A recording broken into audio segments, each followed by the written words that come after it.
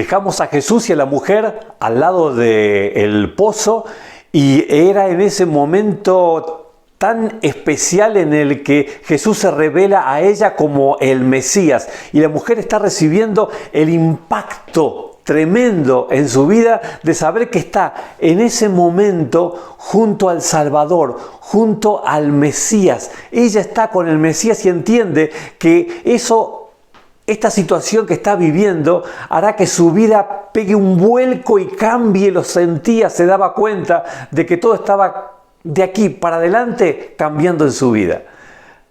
Tan bien impactada estaba siendo esta mujer por Jesús. Y en eso ocurre lo que dice el capítulo 4 de San Juan, el versículo 27 en adelante, donde dice que en esto llegaron sus discípulos y se sorprendieron de verlo hablando con una mujer, aunque ninguno le preguntó: ¿qué pretendes o de qué hablas con ella?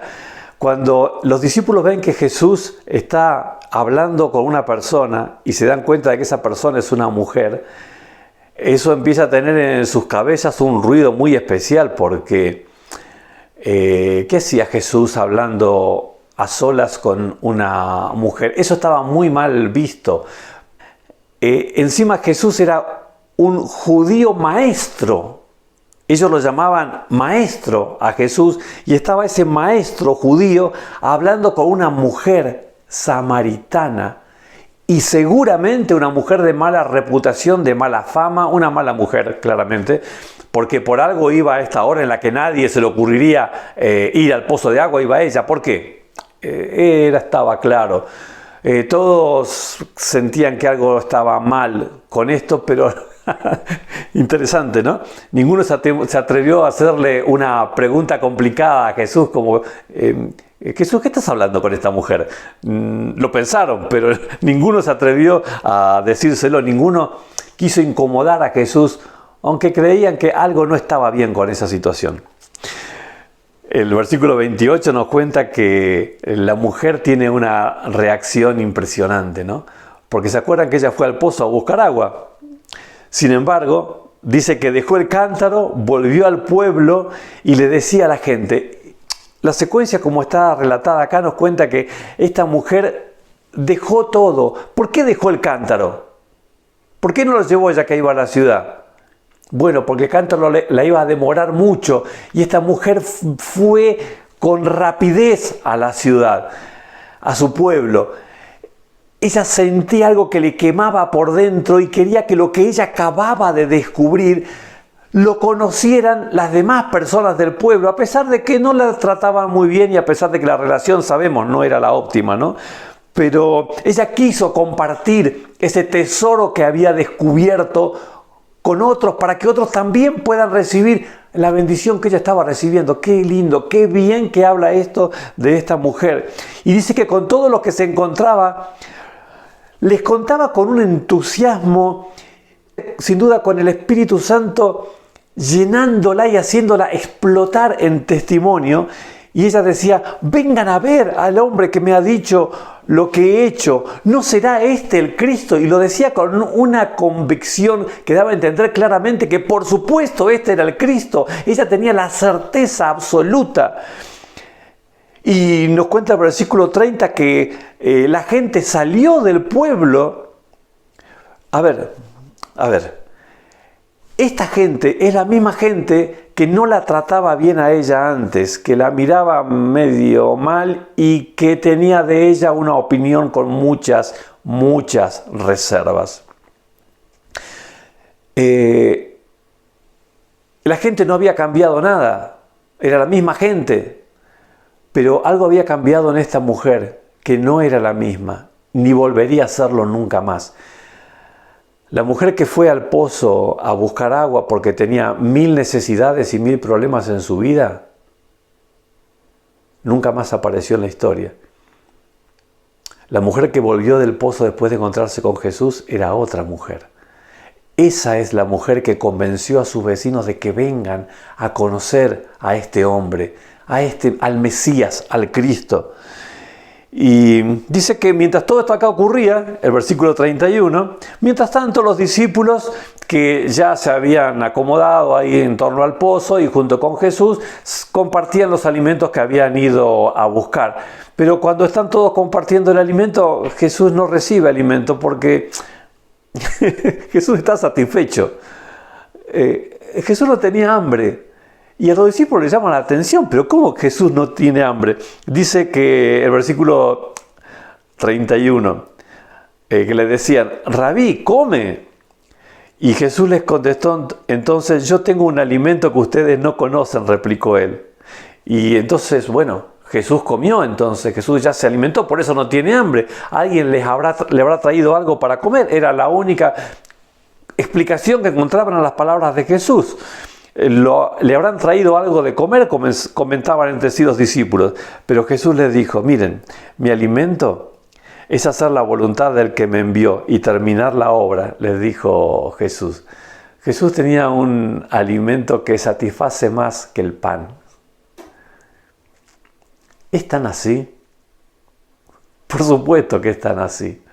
Jesús estaba tan satisfecho, estaba tan feliz con haber podido llenar el corazón de esa mujer necesitada, con la esperanza y la certeza de que estaba en presencia del Mesías y que su vida de ese momento en adelante podría ser otra. Estaba tan feliz con eso Jesús y además intuyendo lo que esa mujer seguramente había ido a hacer al pueblo, porque con el entusiasmo con el que se fue, claramente esta mujer estaba contagiando y compartiendo con otros la experiencia que había vivido. Entonces Jesús les da una explicación a los discípulos para que entiendan una lección espectacular. Y les dice así, porque quería que entiendan algo imposible, algo increíble. Les dijo, ¿no creen ustedes que todavía faltan 4 meses para la cosecha? Efectivamente, la siembra había ocurrido hace poco, las plantas estaban en pleno crecimiento, pero faltaban unos 4 meses todavía para la cosecha. Y Jesús les dijo, yo les digo, abran los ojos, miren. Bueno, a donde miraran estaban los campos verdes, pero decía, miren los campos sembrados, ya la cosecha está madura, y los hace mirar hacia Sicar. Y cuando miran hacia Sicar, la ciudad que estaba cerca del pozo, lo que ven es como un campo blanco que se viene. Ese como campo blanco que se venía eran las personas que en general venían todas vestidas de blanco, era la costumbre en estos pueblos, en estos lugares donde vivían. Y ese campo blanco venía hacia Jesús. Esa era la cosecha que estaba ya lista. Y bueno, los momentos que se vivieron ahí fueron algo verdaderamente increíble, porque no podemos dejar de lado el hecho de que estamos hablando de un encuentro entre judíos y samaritanos. Entre personas que no se soportan, que se odian mutuamente, mal, no se pueden soportar. Pero cuando avanzamos en la lectura, vamos al versículo 39, y nos dice que muchos de los samaritanos que vivían en aquel pueblo creyeron en él por el testimonio de la mujer, por lo que la mujer había contado cuando estuvo con ellos. Creyeron en Jesús sin verlo. Creyeron que un judío era el Mesías solo por el testimonio altamente contagioso que tenía esta mujer. ¡Qué tremendo! ¿Qué tanto conocía esta mujer de la Biblia o de Jesús? Habrá tenido 1.000 millones de dudas, pero una cosa sabía, que se había encontrado con el Mesías, con el Salvador. Alguien que había cambiado su vida y quería que ese Mesías cambie la vida de sus vecinos también, de su pueblo. Así que cuando los samaritanos fueron a su encuentro, le insistieron que se quedara con ellos. ¿Perdón? Los samaritanos insistiéndole a un judío y a un grupito de judíos que se quedara en su pueblo, en Samaria. Sí. Jesús permaneció allí 2 días. A ver, vamos a esperar un poquitito y a tratar de entender qué es lo que está pasando. ¿Leímos en la Biblia acaso que este grupo de judíos, incluyendo a Jesús, fueron invitados a estar en ese pueblo, a parar, a dormir en casas de samaritanos? Porque ¿dónde durmieron Jesús y sus discípulos? esa noche y la siguiente, en casa de samaritanos, judíos durmiendo en casa de samaritanos, compartiendo la mesa con casa de samaritanos. Es increíble lo que está pasando, lo que esta historia nos cuenta que ocurrió, algo absolutamente impensable que pudiera ocurrir. ¿Dónde están las diferencias que separaban a estos pueblos, a estas personas, que los habían enemistado pero por generaciones? ¿Qué es lo que pasa? ¿Qué pasa? Que están cerca de Jesús. Y cerca de Jesús las diferencias se eliminan. Las separaciones desaparecen porque todos buscan estar más cerca de Jesús y estallan esas diferencias de discriminación. ¡Qué espectacular es esto! Pasaron 2 días en ese lugar. ¿Qué habrán pensado los discípulos, los samaritanos? ¿Qué nos está pasando? ¿Quién es este hombre? ¿Qué pasó con nosotros, con nuestros prejuicios? Y dice el versículo 41 que muchos más llegaron a creer por lo que él mismo decía. Y versículo 42, último versículo de esta historia, nos dice: ya no creemos solo por lo que tú dijiste.